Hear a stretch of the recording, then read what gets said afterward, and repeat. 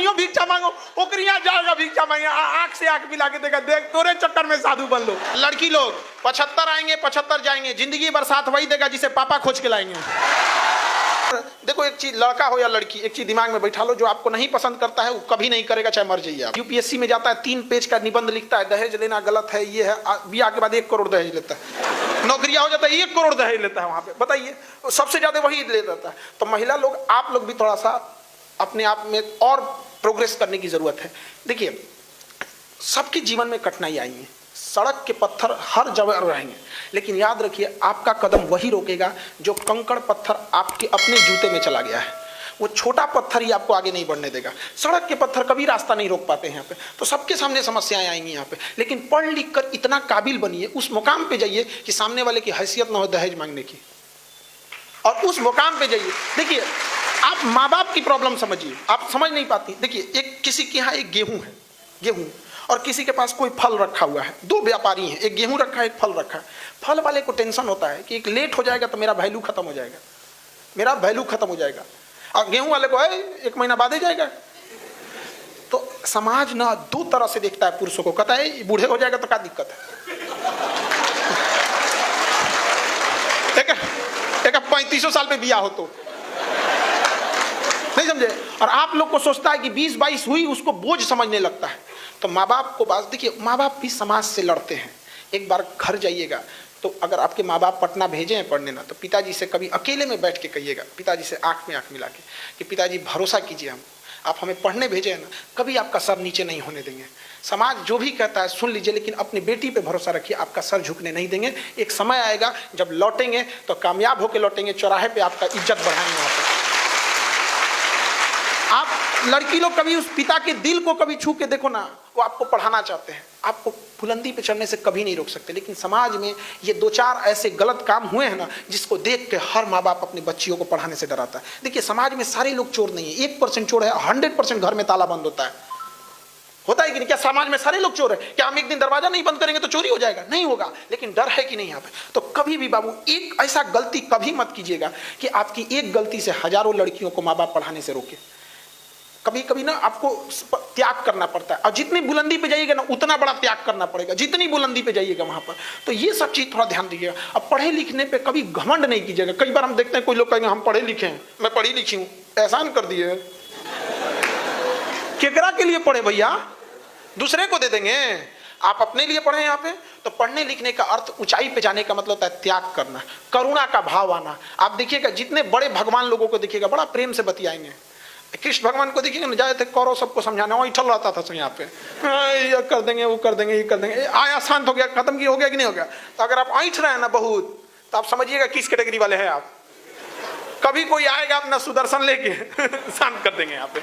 इसलिए घमंड मत कीजिएगा प्लीज। देखिए घमंड जो होता है ना, ये घमंड एक पेड़ है, वृक्ष है, लेकिन हर वृक्ष का कोई ना कोई जड़ होता है। उसी तरह घमंड रूपी पेड़ का जो जड़ होता है वो होता है गुस्सा होता है, क्रोध।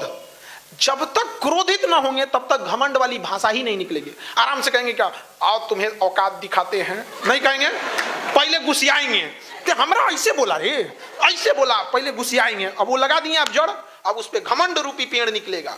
तो अगर आप क्रोधित नहीं होंगे तो आप कभी भी घमंड नहीं लाएंगे। तो क्रोध को रोकिए, क्रोध को जड़ें काट दीजिए।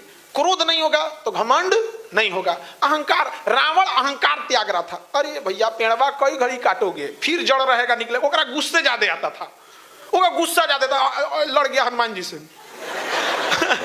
अरे बकलो पते नहीं चला लड़ किससे रहे। अरे भाई साहब सोच समझ के लड़ना चाहिए, कहाँ लड़ रहे हैं कहाँ नहीं कर रहे हैं। तो कभी भी देखिए अहंकार कंट्रोल नहीं, पहले क्या कंट्रोल करना है? गुस्सा कंट्रोल हो गया, अहंकार अइबे नहीं करेगा। और देखिए गुस्सा और आंधी ये दोनों जब चले जाते हैं तब अंदाजा लगता है नुकसान कितना हुआ था।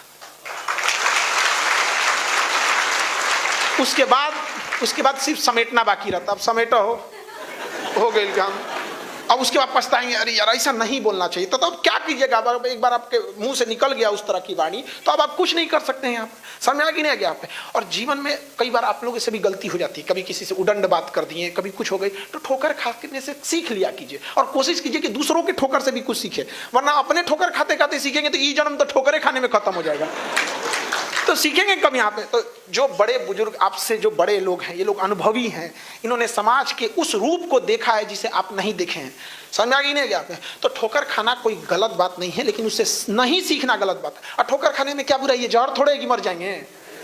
ठोकर खाने सब सीख सकते हैं यहाँ पर। और महिला लोग, आप लड़की लोगों से ध्यान समझिएगा, समाज का एक ऐसा हिस्सा है जो आप गलत, खराब से खराब आदमी ना आप लोग से बड़ा अच्छा से बात करता है, नमस्ते दीदी कैसी हैं, ये हैं। इसका मतलब ये नहीं कि दुनिया इतनी अच्छी है। समझ में आ गया कि नहीं आ गया? ये सब दुनिया को थोड़ा अच्छा से देखा है, सब समझ में आ गया कि नहीं? और ये लोग जो बैठे हैं दुनिया को एकदम पूरा हर रूप रंग देख लिए हैं दुनिया का यहाँ पे, तभी ये बदलने के लिए निकले हैं यहाँ पर। इसलिए कोई कहेगा दुनिया गोल है, कोई कहेगा दुनिया जियोड है, कोई ऐसे करके। दुनिया गोल नहीं, दुनिया मतलबी है। समझ में आ गया? इसको जितना जल्दी समझ जाओ उतना समझो यहाँ पे। और यहाँ अलग अलग भाषा बोली जाती है, जैसे हम भोजपुरी बोल सकते हैं, कोई मगही बोलता है, कोई अंग्रेजी, कोई मराठी। इन सब में सबसे मीठी भाषा होती है मतलब की भाषा।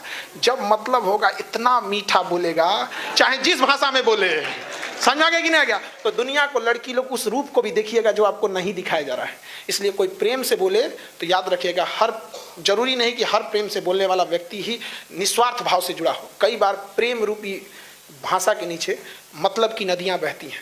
तो कभी भी अपने आप को एक बार संभालिएगा और एक बार सोचिएगा, माँ बाप आपका कभी बुरा नहीं चाहते हैं, लेकिन वो दुनिया के हर रूप रंग को देख लिए हैं, वाकिफ हैं उस चीज़ों से। यहाँ समझ में आ रहा है कि नहीं आ रहा है? तो इसलिए इतना भी जल्दी भरोसा किसी पे नहीं कर लेना है। यहाँ पर आप लोग को सावधान रहना है। और बच्चे लोग, ये युवा पीढ़ी है यहाँ पे, इसको एक आजकल के यंग जनरेशन को देखते डिप्रेशन में चल जाता है। कोनो से फोन पर बतिया रहा है, वो ब्लॉक मार दे। एक तो ये आजकल का युवा सब ने, इधर देखो, एक चीज, लड़का हो या लड़की, एक चीज दिमाग में बैठा लो, जो आपको नहीं पसंद करता है वो कभी नहीं करेगा, चाहे मर जाइए आप। दिमाग में जितना बैठा लो। अब चाहे तुम सैड सॉन्ग सुनो, चाहे हाथ काटो, चाहे रो, चाहे डिप्रेशन में जाओ, कोई फर्क नहीं पड़ता है। आप अपने से देखिएगा, कोई आपको पसंद करता होगा बट आप नहीं पसंद करते होंगे, वो कुछ भी कर ले आपके लिए कोई फर्क नहीं पड़ता है। गर्ल्स लोग में भी ये चीज को एकदम सोच समझ के रखिएगा। आप जिसे नहीं पसंद करती हैं, आप उसको कभियो नहीं पसंद कीजिएगा, और जो आपको नहीं पसंद करता वो कभियो नहीं करेगा। इसलिए जिंदगी में तालमेल मिला के चलिए। यहाँ पे ये नहीं कि अब आजा फिल्म वाला और चौपट कर दिया है सब। फिल्म वाला वो देखता है, कोनो पगला के, कोनो अजब भइले, कोनो पागल खाना में चल गया, ये चल गया। अरे एक तारा टूटने से कभी आसमान सुना हुआ है जी? हाँ, ये सब चीजों में मत रहिएगा कभी भी। यहाँ पे फिल्म उलिम ना थोड़ा सा भटका देते हैं, सब अजब अजब काम करेंगे। फिल्म में देखेगा कि हीरोइन का कहीं और बियाह हो गया, ये साधु बन गया। अच्छा, साधु बने तो ठीक है, साधु बने तो ठीक है। वो कौन काम का साधु? क्यों कर ससुराल जाके भिक्षा मांगेगा? हाँ, अरे थोड़ा